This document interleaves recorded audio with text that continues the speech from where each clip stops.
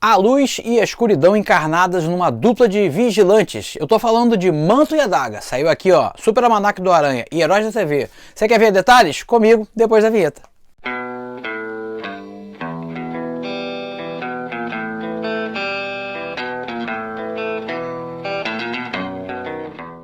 Tudo bom, pessoal? Sou o Gico, você está no canal Gico HQ, o canal mais nostálgico quando o assunto são os quadrinhos aqui do YouTube. Se você ainda não faz parte da nossa família, clique em inscrever, acione o sininho, aí você não perde, cara, a quantidade de vídeo maneiro toda semana para você. Você está no lado B, o quadro do canal onde a gente comenta personagens que são um pouquinho fora da curva, não são medalhões como o próprio Homem-Aranha, apesar dele aparecer no vídeo de hoje. A gente vai falar desses personagens meio obscuros, bizarros. A gente já falou aqui de Vingador Fantasma, falamos do Homem-Coisa, falamos do Senhor Destino e hoje vamos falar de Manto e Adaga. Mas antes, dá uma olhada nesse aviso aí. Amanhã, dia 27 de maio, tá rolando a feira literária aqui da minha cidade, em Araruama. Muita coisa vai acontecer, dezenas de atividades, incluindo uma palestra desse que vos fala. Eu vou falar da criação do Salomão Ventura, como foi o processo de criar uma história em quadrinhos baseada no folclore brasileiro. Essa palestra acontece lá no Teatro Municipal da cidade, às 17 horas, entrada totalmente de graça. Para tudo que vai acontecer no evento, você não paga nada. Tem um monte de coisa acontecendo, oficinas, palestras. Vai ter show do Paralamas do Sucesso de graça aqui na cidade, então fica o meu convite, se você estiver aqui por perto, dá um pulo para conhecer a cidade e a feira literária. A primeira foi muito legal, a segunda edição parece que vai ser melhor ainda. Tô te esperando, vem conversar comigo. E lembrando, a gente está nos últimos dias do cupom GICO15 que vai te dar um descontinho show de bola lá no meu curso de desenho Desenhando Heróis, que é se você gosta de desenhar nesse estilo aqui, super-heróis da Marvel e da DC. Esse cupom é o maior desconto já dado no curso até agora e você pode aproveitar colocando aqui, ó, estou deixando o checkout do curso já na descrição do vídeo, você clica lá, coloca esse cupom na área de cupom, né, tem um descontinho, vai te dar quase R$100 de desconto, meu camarada. Aproveita que são poucas unidades disponíveis dessas vagas aí e é até o final desse mês de maio de 2023 ou os 15 primeiros inscritos. Então não dá mole, tá quase acabando, vem desenhar comigo. Criados pelo roteirista Bill Mantlo, numa participação especial da revista do Homem-Aranha, na verdade na revista Peter Parker, Manto e Adaga foram dois personagens que capturaram assim a minha curiosidade quando eu era guri e eles saíram aqui pela primeira vez nesse lindo almanaquinho do Homem-Aranha, Super Almanaque do Aranha número 1. As histórias vão apresentar esses dois jovens que passam por um processo químico, a gente não entende bem o que aconteceu. Eles foram cobaias no teste, traficantes estavam desenvolvendo uma droga, né, sintética, que fosse barata e fácil de produzir para lucrar mais, né, com a miséria dos outros. Drogas, tô fora. E aí, cara, acontece que esses caras eram jovens que chegavam na cidade tentando fugir de uma vida no interior, enfim. E aí são capturados por esses traficantes. Vários deles são submetidos a essa droga experimental. Todos morrem, menos o Manto e a Adaga. A princípio a gente não tem o nome dos personagens, eles são só chamados de Manto e Adaga. A gente não tem mais detalhes sobre o passado deles, só de que eles chegaram nessa cidade grande, que parece ser Nova York provavelmente, e sofrem esse abuso aí, passando por esse problema. É um relato que até hoje acontece, né? Não é uma coisa que acontecia em 1980 e hoje não acontece mais.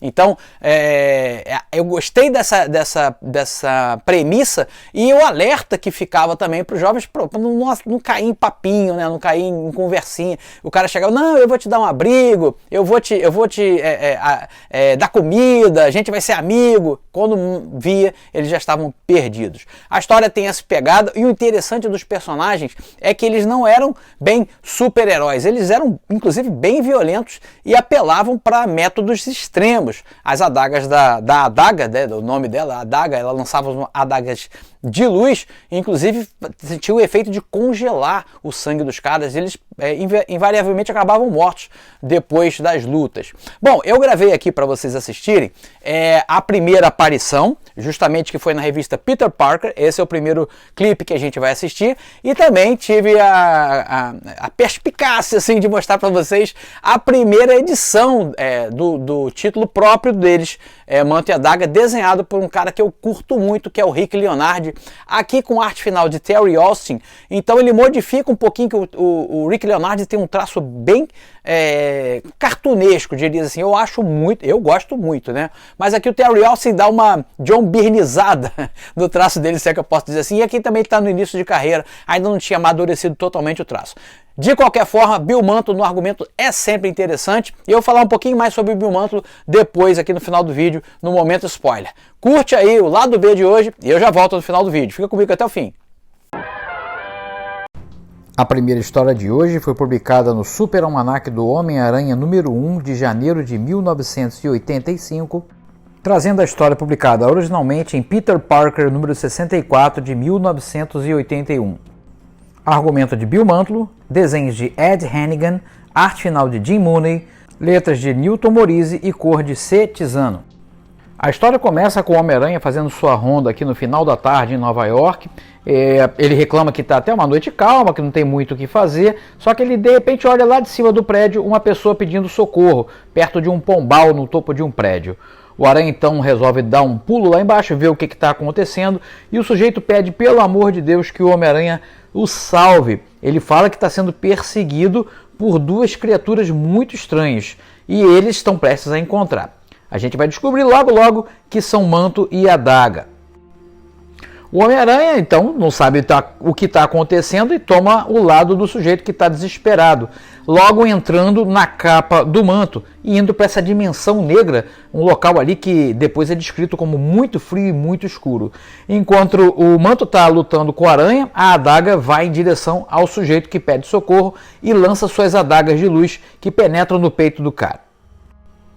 Tentando se livrar do manto, o Aranha acaba acertando um chute no queixo do sujeito e sai daquela dimensão escura, só para encontrar o corpo do sujeito caído que pedia socorro, e ele descreve como se o sujeito estivesse com sangue congelado nas veias.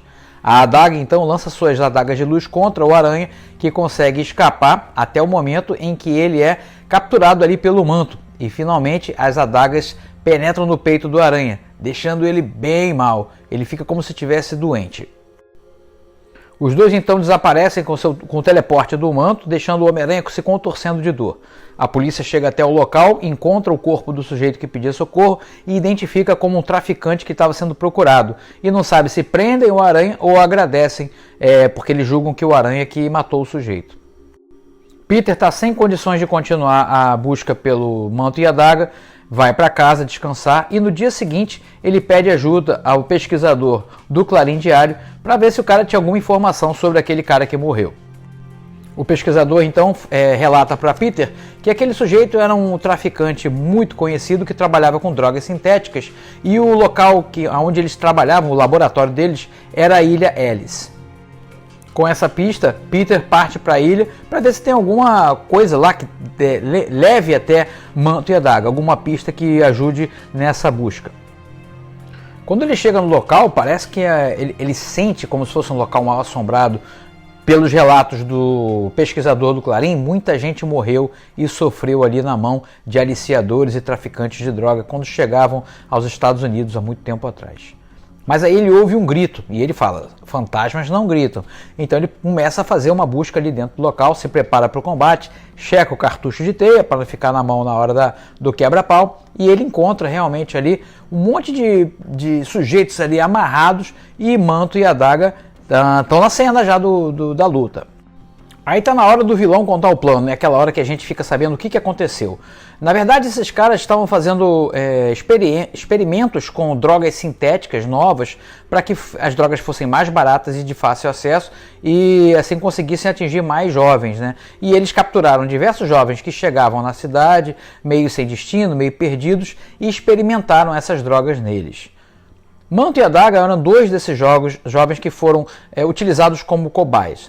Todos os demais morreram, só que as drogas nos dois acabaram criando esses efeitos, esses poderes que eles desenvolveram. O Manto, essa escuridão que ele consegue manipular, e o teleporte, e a Adaga, essa capacidade de lançar essas espadinhas de luz que acabam congelando o sangue das pessoas.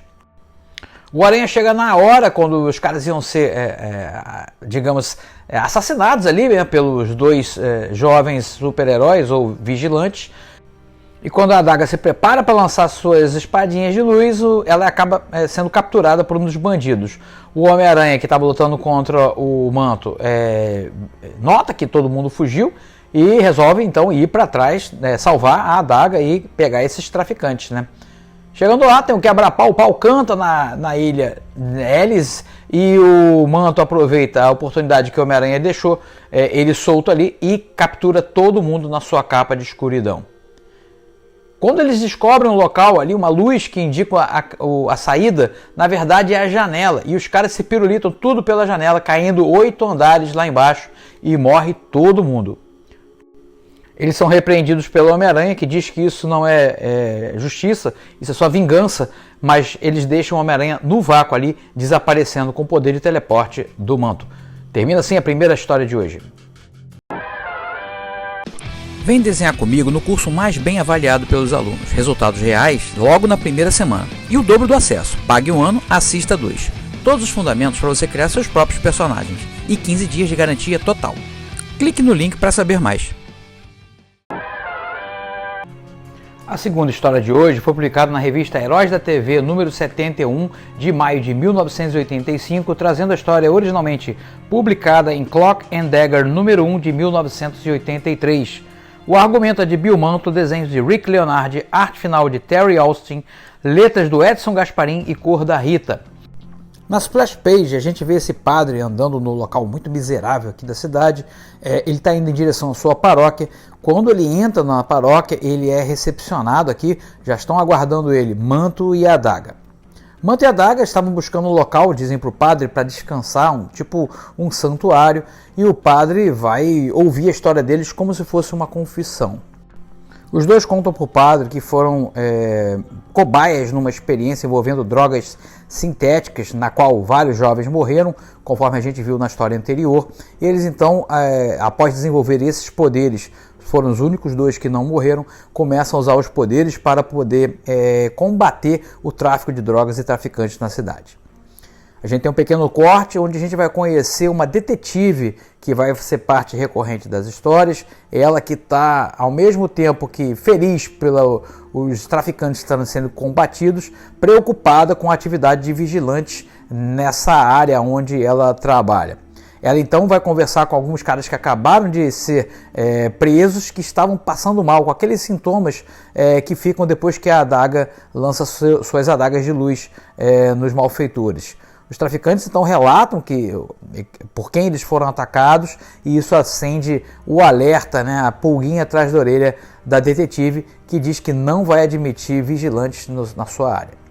A gente volta lá para a igreja, onde continua o relato do padre e falando com o Manto e a Adaga. O Manto aqui sempre muito sombrio, sorumbático. A Adaga tem uma personalidade um pouco mais para cima, Ela tomou um banho, foi relaxar, se alimentar. O padre está aqui servindo de anfitrião, ao mesmo tempo que escuta o que está acontecendo. Ele vai contar um pouquinho também da história dele. Ele relata que falou com a polícia, que confirmou a história de Manto e Adaga, dessa cruzada contra as drogas que eles estão fazendo na cidade, mas que não acha certo matar as pessoas, O Manto e a Adaga então dizem: se você acha melhor, reze por eles, porque a gente continuará fazendo o que acha correto. A gente tem um novo corte onde vai ver novos jovens inocentes fugidos de casa chegando na cidade grande, que são então recepcionados ali por um bando de malfeitores, aproveitadores, que dizem que vão cuidar deles, vão dar comida, abrigo, um lugar para ficar, mas a gente sabe que nada disso vai rolar. Eles chegam no local prometido para fazer um lanche e descansar, e são logo aprisionados por aqueles caras que querem utilizar dos jovens, para abusar deles. E aí a gente vê que eles fizeram a coisa errada, Quando tudo parece perdido, quem surge por lá? Manto e Adaga. Eles então pedem para os malfeitores soltarem os dois jovens e vão fazer o que tem que fazer, de acordo com eles, exterminar essa praga dos traficantes. Começa uma luta ali envolvendo os dois. Os caras puxam as armas para cima dos dois heróis. Manto usa seu poder da escuridão em um deles. O cara grita desesperado e sai de lá meio babando de medo. Os caras atiram contra Manto, os tiros atravessam o herói e acabam pegando no garoto que tentava fugir. Ele morre ali na hora. O Manto, então, possesso de raiva, ele bloqueia a passagem dos bandidos e fala para a Adaga se preparar para fazer o que tem que ser feito. A Adaga, então, vai invocar os seus poderes, criando uma mega energia na mão, e essa energia vai ser convertida na forma das adagas e ela dispara em todos os bandidos sob o olhar da detetive que ouviu a confusão e foi lá para ajudar os dois garotos. Bom, os bandidos então são atingidos pelas adagas e imediatamente eles caem mortos. Isso tudo sob as vistas aqui da detetive.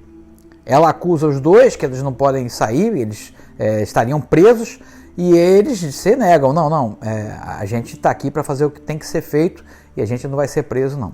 Eles então se teleportam e deixam a detetive falando sozinha ali. Eles dizem, viemos fazer o que tem que ser feito.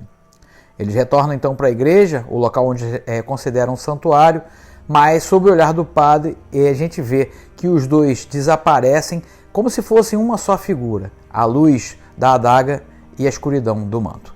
Termina aqui a história de hoje.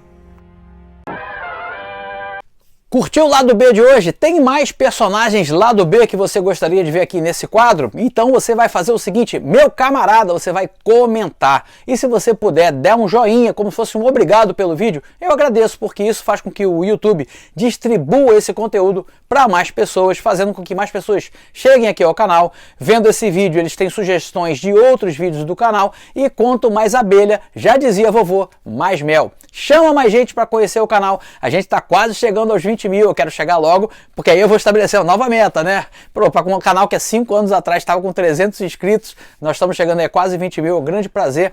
Eu sei que vocês são fiéis, tem muita gente, eu tenho como verificar, aumentou muito o número de compartilhamentos, e isso é muito bom, eu agradeço a você por isso. Compartilhe os vídeos que você acha que são legais, que podem ajudar alguém de alguma maneira, que a pessoa possa se interessar, principalmente os vídeos do quadro Mestres do Terror. Toda segunda-feira, às 6h15, tem um vídeo resgatando um autor de quadrinho brasileiro da década de 80, década de 90. São quadrinhos de terror feitos no Brasil que são excelentes. Não conhece essa playlist ainda? Dá uma vasculhada aqui no canal, já tem um monte de vídeo bacana falando desses quadrinhos brasileiros de excelente qualidade. Você não pode perder, e compartilha. Você está me ajudando nessa missão de resgatar esses grandes mestres do terror brasileiros que às vezes caem meio que no esquecimento, e a gente não pode deixar isso acontecer. Domingo tem aquele quadro que a galera mais gosta, né? É sempre o carro-chefe aqui da semana, é o que tem mais visualizações. A galera às vezes vem só para assistir isso, mas eu gostaria que vocês assistissem tudo, mas tudo bem, eu entendo. É o Museu dos Quadrinhos. E agora, a gente nesse domingo vai trazer um personagem que a galera curte muito, e eu fiquei sabendo de uma notícia que eu achava que até pouco tempo atrás seria impossível. Seguinte, galera, o ROM da Marvel vai ser publicado nos Estados Unidos num ônibus. É isso mesmo, o ROM feito pelo Sal Buscema e pelo Bill Mantlo, por isso que eu falei que ia falar do Bill Mantlo de novo. A gente achava que ia ser impossível, né? Porque a Hasbro já tinha licenciado o ROM para outra editora, a IDW estava publicando as histórias do ROM, e agora rolou lá um papo, uma conversa, um acerto de contas, e então eles liberaram para a Marvel. Olha que notícia bacana, vão publicar na íntegra a saga do ROM num ônibus, aquele negoção assim, ó, de mais de 1000 páginas. Muito maneiro, espero que a Panini traga aqui para vocês poderem conferir isso, mas enquanto isso não acontece, eu prometi, eu vou continuar a saga do ROM, e a gente vai ver aqui o início da Guerra dos Espectros. Serve aí de um esquenta, e marca a Panini aqui nesse vídeo, para eles já ficarem ligados. Cara, a gente quer ler o ROM, quer esse ônibus aqui no Brasil.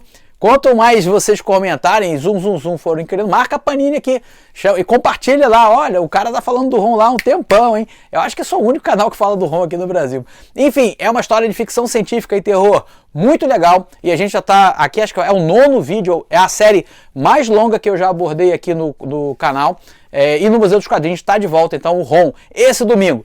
Espalha boa nova aí pra galera, ROM de volta no canal, e ROM em breve, quem sabe, no Brasil. Fico por aqui, se cuidem e até a próxima. Tchau!